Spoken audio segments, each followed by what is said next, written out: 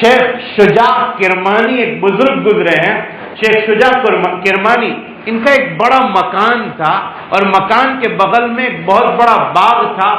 اور ان کی ایک بیٹی تھی۔ وہ یہ چاہتے تھے کہ باہر کی دنیا میں بگاڑ بہت ہے، تو بیٹی کو چہار دیواری کے اندر اور گھر کے اندر تعلیم دی جائے۔ چنانچہ انہوں نے اپنی بچی کو گھر میں پڑھانا شروع کیا، گھر میں تعلیم دینا شروع کیا کہ بھئی یہ گھر میں رہے، گھر میں اسے پڑھایا جائے اور گھر ہی میں یہ رہ کر پڑھنے والی بنے، گھر ہی کے کام سے یہ وابستہ رہے، چار دیواری سے باہر نہ نکلے۔ تو وہ بچی دن بھر پڑھتی تھی، گھر کے کام کاج میں رہتی تھی، عصر کے بعد کچھ ٹہلنے کے لیے گھر کے ساتھ، گھر کے بالکل بغل میں لگا ہوا باغ، اس میں اس کے والد نے کہا تھا شیخ شجاع نے کہ اسی میں تفریح کر لی جائے۔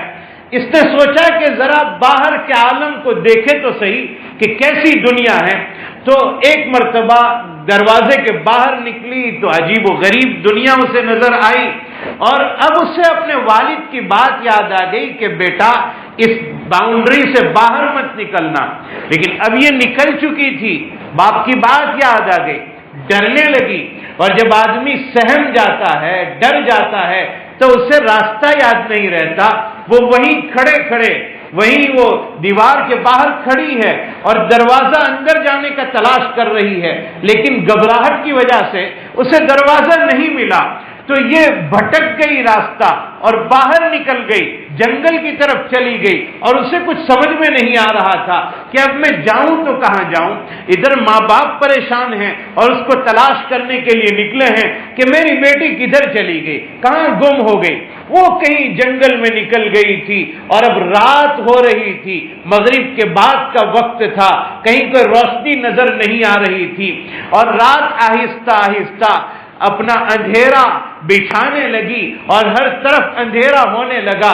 ایک جگہ سے ایک چراغ کی روشنی نظر آئی تو سوچا کہ یہاں چلی جاؤں، شاید مجھے راستہ مل جائے یا رات گزارنے کا کوئی آسرا مل جائے۔ تو رات کے وقت میں وہ جہاں چراغ جل رہا تھا وہاں جا کر دیکھا تو ایک نوجوان خوبصورت اس چراغ کے سامنے بیٹھ کر قرآن کریم کی تلاوت کر رہا تھا، اور پیچھے سے اس لڑکی نے آواز دی۔ اس نے مڑ کر دیکھا تو ایک حسین اور نوجوان اور خوبصورت لڑکی سامنے کھڑی ہے، اور یہ جوان کہہ رہا ہے چلی جاؤ یہاں سے، تم میرا دین، میرا مذہب، میرا ایمان بگاڑنے کے لیے آئی ہو۔ اور وہ کہہ رہی ہے نہیں نہیں، میں تمہارا کچھ نہیں بگاڑنے آئی ہوں، میں تمہارے ایمان پر ڈاکہ ڈالنے نہیں آئی ہوں، میں تو ایک خاندانی لڑکی ہوں، بڑے گھرانے کی لڑکی ہوں، اور میں راستہ بھٹک گئی، کسی طرح مجھے رات گزارنے کا وقت مل جائے۔ تو ایک کونے کی طرف اشارہ کر دیا اس جوان نے کہ وہاں کونے میں سو جاؤ۔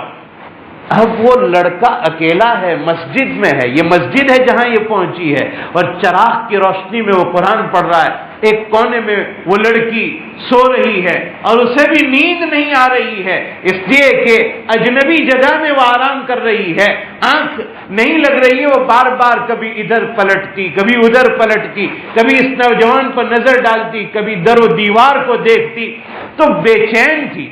ادھر اس نوجوان کے طبیعت میں شیطانی خیالات پیدا ہونے لگے، لیکن وہ بار بار زور زور سے قرآن کریم پڑھتا رہا، اور وہ لڑکی کہتی ہے میں نے دو باتیں اس نوجوان میں دیکھی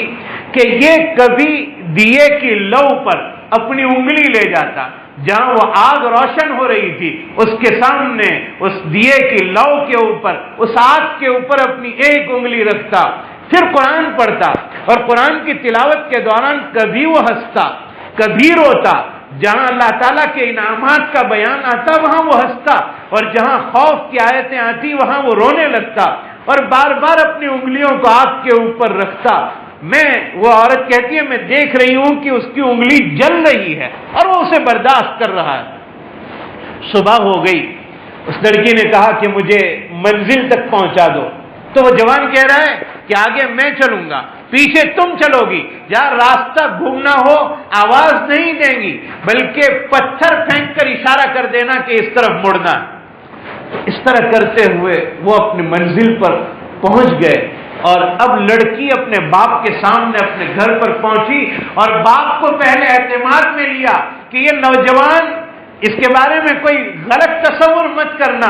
اس نے میری عزت پر ڈاکہ نہیں ڈالا ہے، بلکہ اس نے میری حفاظت کی ہے اور حفاظت کے ساتھ مجھے اپنے گھر تک پہنچایا ہے۔ اور پھر اپنے باپ کو وہ لڑکی کہہ رہی ہے، ذرا اس جوان سے پوچھو نا کہ یہ رات میں قرآن پڑھتے پڑھتے بار بار اپنی انگلیوں کو آگ کے اوپر رکھ رہا تھا، پتہ نہیں اس کو اس میں مزہ آ رہا تھا یا تکلیف ہو رہی تھی، اور تکلیف ہوتی تھی تو کیوں اپنی انگلیوں کو رکھتا تھا۔ بادشاہ نے پوچھا، اور پوچھنے پر اور اصرار کرنے پر اس لڑکے نے، جوان نے جواب دیا کہ بادشاہ سلامت، اور شیخ کو کہا، شجاع الدین کو کہا کہ اصل بات یہ ہے کہ میں،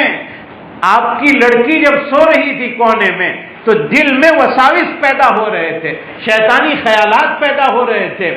اور میں جب بھی شیطانی خیال پیدا ہوتا تو دیے کی آگ کے اوپر اپنی انگلی کو میں رکھ دیتا تھا اور اپنے نفس کو میں کہتا تھا کہ یہ دنیا کی آگ ہے، اس کے مقابلے میں 70 گنا زیادہ گرم آگ اللہ تعالیٰ نے جہنم میں تیار کر رکھی ہے، اور میں اپنے آپ کو کہتا تھا کہ اگر تو دنیا کی آگ کو برداشت کر سکتا ہے تو پھر اس گناہ میں مبتلا ہو، اور اگر دنیا کی آگ کو برداشت نہیں کر سکتا تو یاد رکھنا جہنم کی آگ اس سے بھی بڑی خطرناک ہے۔ تو میں اس طرح رات میں بار بار خیالات پیدا ہوتے رہے، اور میں اپنے آپ کو بچانے کے لیے آگ کے اوپر اپنی انگلیوں کو رکھتا رہا، میری انگلیاں جل گئی، میں نے وہ برداشت کر لیا، لیکن اللہ کی نافرمانی کرنا میں نے برداشت